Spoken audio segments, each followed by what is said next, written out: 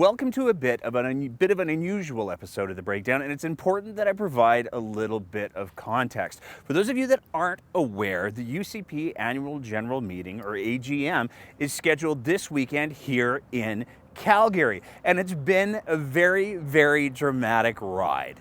The lead up to the UCP AGM has been seeing no shortage of controversy, whether we're talking about multiple MLAs stepping out of line and saying not only that they're concerned that the UCP is going to lose the election, that the party might not even be able to be salvaged, but also directly calling for Jason Kenney to step down as leader of the UCP. Now, in addition to that, it came out earlier in the week that there were a bunch of constituency associations that have been working together for the last several months in order to try to reach a critical number of 22 constituency associations who all sign a letter demanding a leadership review. Now, that has already been countered in a little bit of a sideways way because Jason Kenney and his communications staffer with the United Conservative Party have come forward with a proposal to change the number of constituency associations required from 22 to 27. Now, the group of 22 did get their letter in before that change will be debated at the UCP AGM, but that's just another example of a lot of the controversy that has been dogging the UCP going into this AGM. But it gets even more complicated because we also have the wild card of Brian Jean, who's running on a platform to literally replace Jason Kenney as leader on the UCP. Now, he's running for the nomination for the area that he lives in Fort McMurray, and it's a contested nomination, so there's at least one other candidate who's expressed that they want to have the UCP nomination. But it sounds very much like Brian Jean, despite having purchased a new membership for the UCP and coming allegedly to the UCP AGM, it seems very much that he's determined to run in that by-election regardless, which has some really fascinating implications.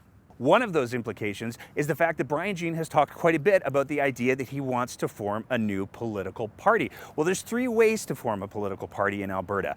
Two of them are really, really hard to do for somebody in Brian Jean's position, especially during the time of COVID. The first one is to run enough candidates in an election to get recognized as an official party.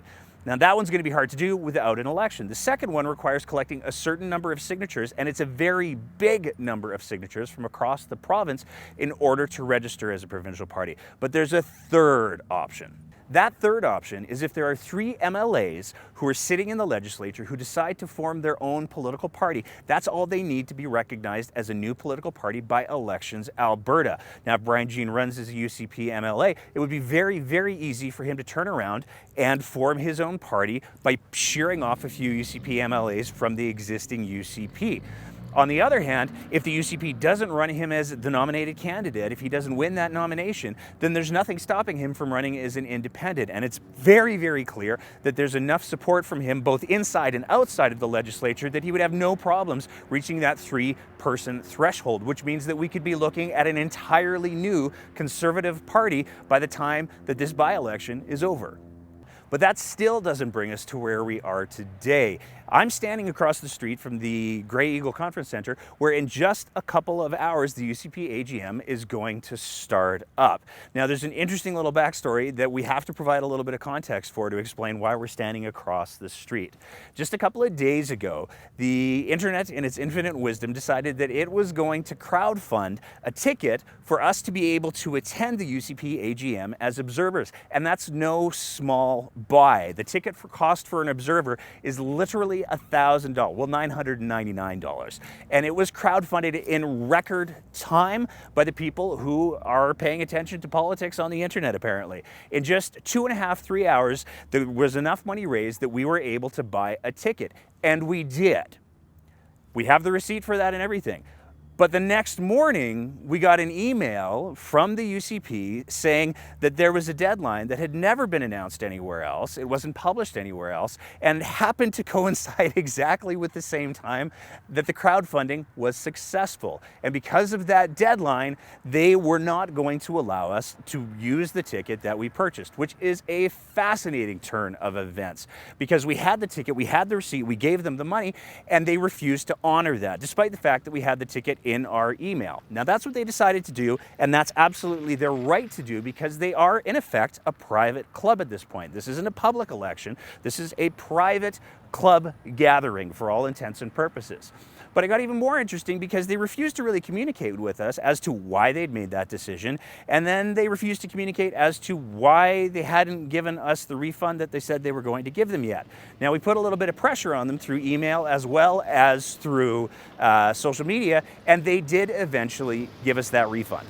Now, there were a lot of people who suggested we should just show up with the ticket receipt that we had, but with them having issued the refund, even though we haven't gotten the money back yet, we wouldn't have felt very good about that. It borders on the edge of almost fraud, and as much as we wanted to attend, we don't want to be in any way perceived as doing anything illegal or wrong in order to be able to attend the AGM. We're not going to be able to attend the AGM, unfortunately. The UCP has made that very, very clear. But they've also made it clear that they're not going to let a lot of other media groups attend the AGM either. In fact, since this all occurred, we've had conversations with multiple members of independent media organizations who have reached out to the UCP over the last weeks and months, so not even last minute like we did, but weeks and months where they were trying to get accreditation as media.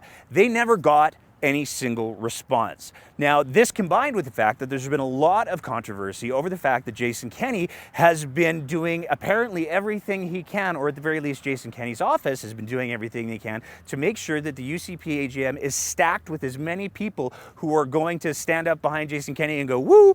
That's what they seem to be doing. So they seem to also be cutting out any kind of independent media that wants to cover the event and provide a bit of an objective lens. Now, one of the other questions that some people have come up with is there was over $1,000 raised in the crowdfunding effort. What are we going to do with that money? Well, obviously, we're not going to keep it for ourselves.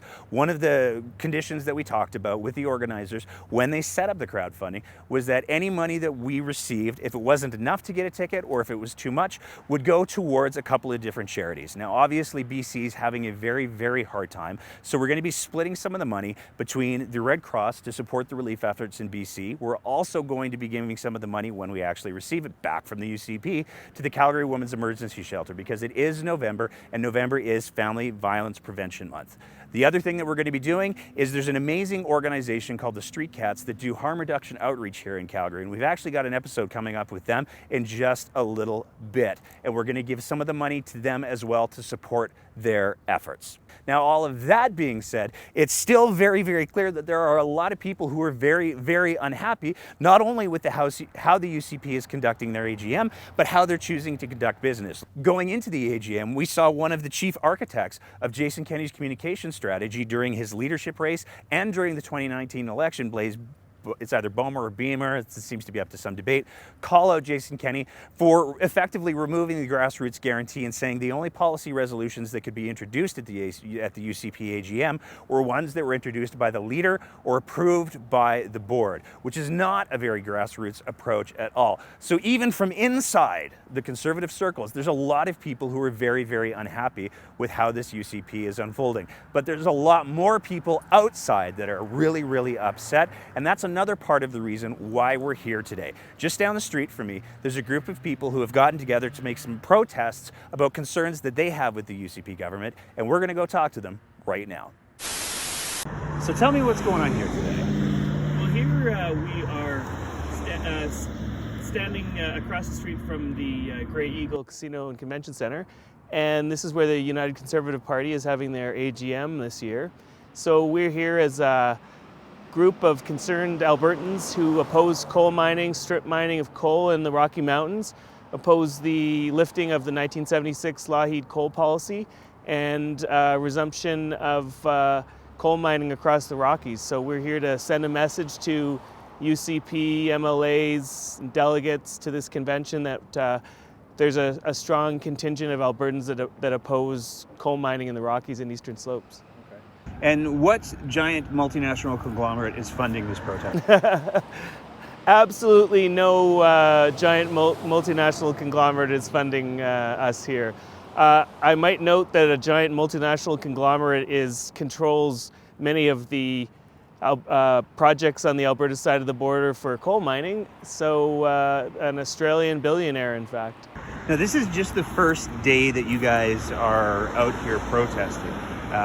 What are the plans for the rest of the weekend, and where's the Jamesons? Where's the Jamesons? Well, I got some in my car. No, I don't carry it around like Mr. Kenny.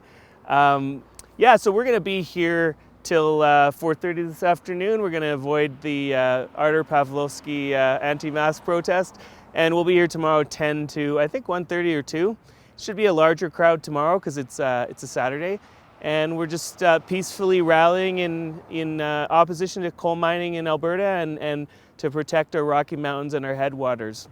And what kind of support have you seen? Like, obviously, there's probably a crowd of about 50 people out here who are waving the signs and doing all the things. What kind of support have you been seeing from people who've been driving by? Has anyone tried to run you down yet? How's that been? So we get lots of support on the streets, even from normally sort of reserved Calgarians. And we had one couple that were slow driving by and videoing us and giving us the thumbs down, but it's a free country and that's to be expected. So it's been pretty overwhelmingly positive, actually. Now, for anybody who wants to come down tomorrow, Saturday, and again, that's from 10 till 2. Yeah. For anybody who wants to come down tomorrow, what are the kind of the rules, guidelines, expectations for any sort of COVID precautions? What are the things that you want people to know? Well, we'd like you to socially distance and wear a mask if you can. Also, we want to stay off Tsuut'ina land, so we're making sure we're on the other side of Grey Eagle Boulevard here towards 37th Street, and you can park. Also, don't park on Tsuut'ina land, park in the community in Lakeview, so 54th Avenue and 37th Street. You can park anywhere around there. But you can access it from Glenmore and Grey Eagle 37th Street interchange or through Lakeview. Perfect. Is there anything else that you'd like people to know about what you're trying to do here? I mean, it almost seems like there's a bit of a public perception that the coal mining thing's not a problem anymore. Is the coal mining thing still a problem? Is it still something that Albertans need to be concerned about? Oh, we have to be hugely concerned about it. If anyone's traveled to southeastern BC and the Elk Valley where Teck and other multinationals have been allowed to strip mine for coal, that's in our future if we don't stop it. So we've got to be absolutely concerned. Strip coal mining produces selenium and other toxins that can make our water undrinkable, can cause deformities in fish and even health problems amongst humans. So we want to be absolutely against any coal mining. Coal is also the dirtiest fuel in the world, and we need to absolutely eliminate the use of it on a very short timeline. So that's why we're here. And so come down and meet up with us, and make sure you bring your homemade anti-coal signs too, I should have mentioned. Perfect. And last question, if anybody wants to get a print of your new Twitter profile picture, how do they go about doing that? Well, you know, that my niece drew that, so she owns the copyright. I would have to enter into a licensing agreement with her, and we'd have to find some lawyers to paper over the deal and things. So I can make inquiries of anyone that might want to purchase a premium lithograph print. Awesome. Thank you so much for chatting today, David.